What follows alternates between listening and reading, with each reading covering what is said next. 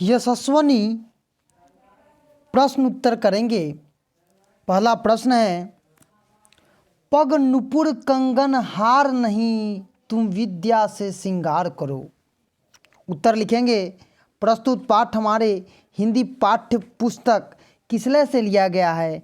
लेखक का नाम बेबी रानी और पाठ का नाम यशस्विनी है।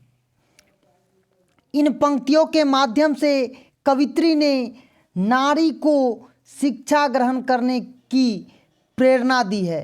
कवित्री का कहना है कि नारी अपने रूप सौंदर्य से सम्मान नहीं पा सकती है। सम्मान पाने के लिए उसे शिक्षित होना होगा, क्योंकि जीवन में उसे ही सम्मान मिलता है जिसमें गुण होता है। इसी विशेष गुण से मदर टेरेसा, कल्पना चावला, इंदिरा गांधी और मशहूर गायिका लता मंगेशकर आदि ने सम्मान पाया है। दूसरा है, वह दान दया की वस्तु नहीं, वह जीवन नहीं, वह नारी है। उत्तर लिखेंगे। प्रस्तुत पाठ हमारे हिंदी पाठ्य पुस्तक किसले से लिया गया है। पाठ का नाम यशस्विनी और लेखक का नाम बेबी रानी है।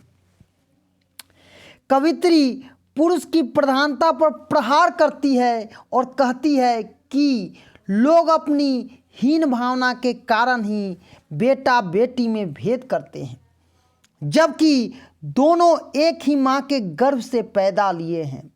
ईश्वर ने दोनों को समान रूप से सुविधाएं प्रदान की है, फिर भी बेटा के साथ ऐसा क्यों।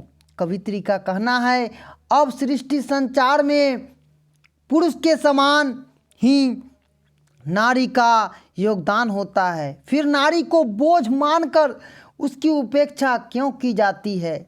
इसलिए कवित्री अभिलाषा प्रकट करता है कि नारी को भी अपने जीवन में सजाने संवरने का अवसर मिलना चाहिए। यही बात कवित्री कहना चाहती है। आगे प्रश्न है, उसे टेरेसा बन जीने दो, उसे इंदिरा बन जीने दो। उत्तर लिखेंगे। प्रस्तुत पाठ हमारे हिंदी पाठ्य पुस्तक किसले से लिया गया है। पाठ का नाम यशस्विनी और लेखक का नाम बेबी रानी है। कवित्री लोगों को आह्वान करती है कि नारी को मदर टेरेसा व इंदिरा गांधी की भांति ऊंचाई छूने का अवसर मिलना चाहिए। कवित्री का मानना है कि नारी में भी पुरुष की भांति प्रतिभाओं का बहुत बड़ा भंडार है, इसीलिए उसे स्वेच्छा के अनुसार उस वातावरण में अपने जीवन को संवरने का अवसर प्राप्त होना चाहिए। आगे प्रश्न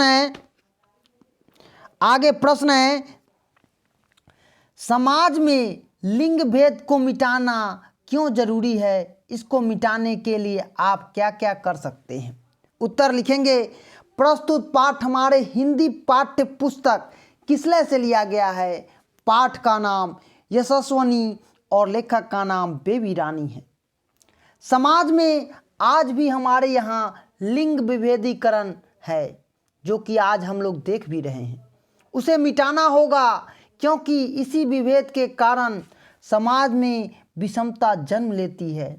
इस विषमता को मिटाने के लिए हमें पुत्र के समान ही पुत्री को भी हर सुविधा प्रदान करनी चाहिए। जैसी कि उसकी रुचि हो उसी के अनुसार उसे पढ़ाना चाहिए, सहयोग करना चाहिए।